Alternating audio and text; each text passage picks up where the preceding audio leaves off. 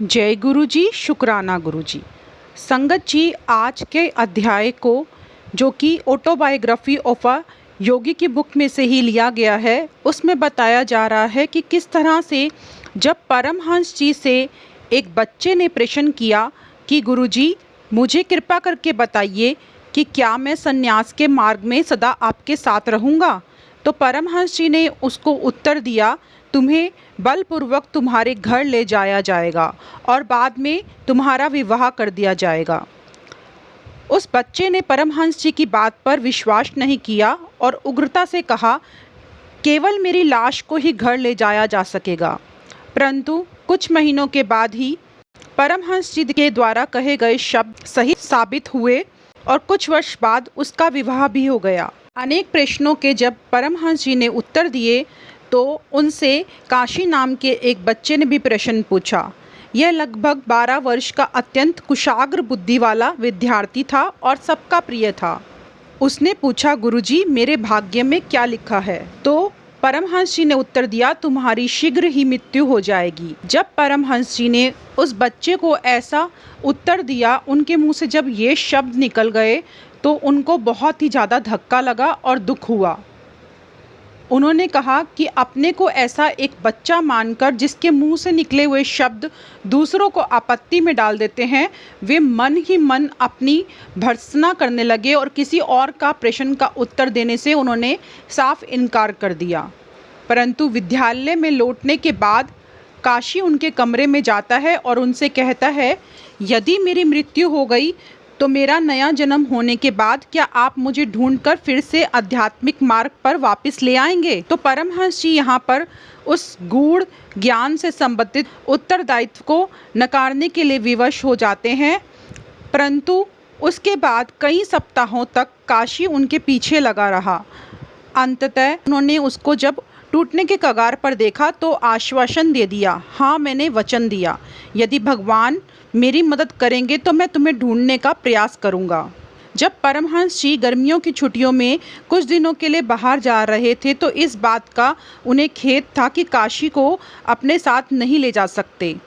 अतः यात्रा पर निकलने से पहले उसे अपने कमरे में उन्होंने बुलाया और उसे अच्छी तरह समझा दिया कि चाहे कुछ भी हो जाए, कोई उसे कहीं और चलने का कितना भी आग्रह करे, परंतु किसी भी दशा में विद्यालय के आध्यात्मिक संबंधों से युक्त वातावरण में ही उसको रहना है और बाहर नहीं जाना है। परमहंस जी को ऐसा लग रहा था कि किसी तरीके से भी यदि वह उनको घर ना जाने दें तो आने वाले संकट से बचा सकते हैं। परंतु जैसे ही परमहंस जी वहाँ से निकले, काशी के पिता रांची पहुँच गए। 15 दिन तक वे अपने पुत्र का यह कहकर बदलने की कोशिश करते रहे कि वह केवल 4 दिन के लिए कोलकाता अपनी माँ के पास आ जाए तो उसके बाद फिर रांची आकर रह सकते हैं।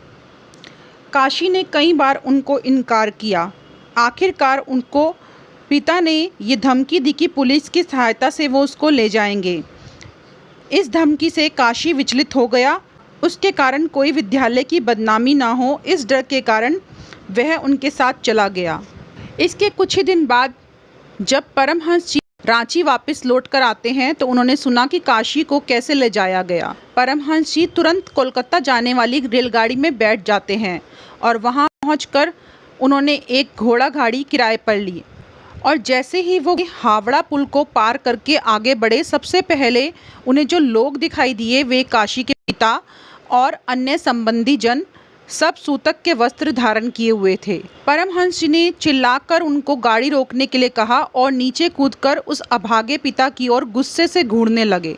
परमहंस जी कुछ ज़्यादा ही जोश में चिल्लाकर बोले, हत्यारे, तुमने मेरे बच्चे को मार डाला। काशी को जबरदस्ती कोलकाता लाने में उनको अपनी भूल का पहले ही आभास हो चुका था। जो थोड़े बहुत दिन बच्चे ने वहाँ बिताए थे, उस दौरान उसने दूषित अन्न खाया था जिससे उसे कॉलरा हो गया और वह चल बसा। अब परमहंस जी के मन में बार बार काशी को दिया हुआ वचन ध्यान आने लगा। जहाँ कहीं भी वे जाते उनको उसका ही चेहरा दिखाई देता। वर्षों पहले जैसे कि उन्होंने अपनी माँ को खोया था, जिस प्रकार की वो खोज कर रहे थे, उसी प्रकार की ये खोज अब काशी के लिए उन्होंने शुरू कर दी। उन्हें लगा भगवान ने उन्हें जो बुद्धि दी है उसका उपयोग करके उन्हें सूक्ष्म नियमों का पता लगाने के लिए अपनी सारी शक्तियों को दांव पर लगा देना चाहिए, जिनके द्वारा वो काशी को सूक्ष्म लोक में ढूंढ सकें। उन्हें यह तो बहुत अच्छे से समझ आ गया था कि वह अतृप्त इच्छाओं के स्पंदनों से धड़कती एक आत्मा था। सूक्ष्म लोकों में करोड़ों प्रकाशमान आत्माओं के बीच कहीं तैरता प्रकाश का एक गोला। इतनी आत्माओं के स्पंदन युक्त प्रकाश गोलों में परमहंस जी उसके साथ कैसे संपर्क करेंगे, यह एक प्रश्न था। तब उन्होंने एक गूढ़ प्रगति का प्रयोग किया और भूमध्य में स्थित अपने आध्यात्मिक नेत्र के माइक्रोफोन के द्वारा काशी की आत्मा को अपना प्रेम प्रेषित किया।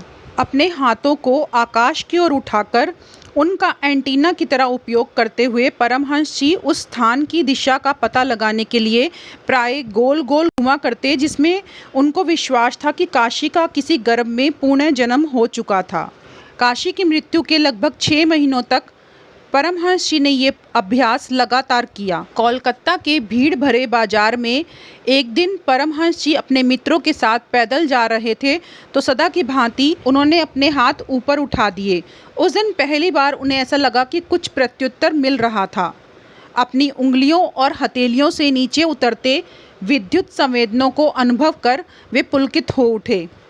ये तरंगे उनकी चेतना की गहराइयों में उतरकर एक अत्यंत प्रबल विचार में परिणित होने लगी। मैं काशी हूँ, मैं काशी हूँ, मेरे पास आइए। जब परमहंस जी ने अपने हृदय को पूरी तरीके से एकाग्र किया तो यह विचार उन्हें बहुत करीब से सुनाई दिया। उन्होंने तुरंत अपने एक मित्र जो उनके साथ चल रहा था, प्रकाश दास का हाथ पकड़ लिया और आनंद से उसकी तरफ देखकर मुस्कुराए। लगता है मैंने काशी को ढूंढ लिया है। और उन्होंने चिल्लाया, काशी की आत्मा अवश्य इसी गली में रहने वाली किसी माता के गर्भ में है। अब परमहंस जी के हाथों में विद्युत तरंगे और प्रबल तथा स्पष्ट रूप से अनुभव होने लगी, मानो किसी चुंबक के द्वारा रास्ते के दाहिनी ओर की ओर उनको खींचा जा रहा है। एक घर के दरवाजे के सामने पहुंचते ही उनके आश्चर्य का ठिकाना नहीं रहा जब उन्होंने देखा कि उनका सारा शरीर जड़वत हो गया। उन्होंने वहाँ पर दरवाज़ा खटखटाया। उनकी लंबी असाधारण खोज अब सफल हो गई। दरवाज़ा एक नौकरानी ने खोला। उससे पता चला कि गृह स्वामी भी घर में ही हैं। उनकी समझ में ये नहीं आ रहा था कि अब वो क्या प्रश्न और कैसे करें, और ये करना उचित भी है या अनुचित। उन्होंने कहा, कृपया यह बताइए महाशय कि क्या आप और आपकी धर्म पत्नी पिछले 6 महीनों से बच्चे की प्रत्याशा में है? तो उन्होंने कहा, हाँ वह तो है। तो उन्होंने विनम्रता से कहा, दया करके इतना बता दीजिए कि आपको मेरी इन बातों का ज्ञान कैसे हुआ? जब परमहंस जी ने उन्हें काशी को दिए हुए वचन के बारे में बताया तो वो आश्चर्यचकित हो गए और उन्हें उनकी बात पर पूरी तरीके से विश्वास भी हो गया। उन्होंने कहा, आपको गौर वर्ण के एक पुत्र की प्राप्ति होगी। उन्होंने कहा, उसकी मुखाकृति चौड़ी होगी और उसके माथे के ऊपर सामने की ओर झुका हुआ घुंघराले बालों वाला एक गुच्छा होगा। उसकी वृत्ति आध्यात्मिक रहेगी। उन्हें विश्वास था कि जन्म लेने वाले इस शिशु में काशी के ये सभी लक्षण होंगे। उन्होंने जाकर जब उस बच्चे को देखा भी तो उसके माता पिता ने उसे उसके पूर्व जन्म का ही काशी नाम दिया। शिशुअवस्था में वह देखने में बिल्कुल रांची के प्रिय छात्र काशी के जैसा ही था। बालक ने तत्काल परमहंस जी से लगाव जताया और गत जन्म का प्रेम दुगनी तीव्रता के साथ जाग उठा। और कुछ वर्षों के बाद किशोर अवस्था में पहुंचने पर उस बालक ने परमहंस जी को एक पत्र लिखा जब वो अमेरिका में जा रहे थे।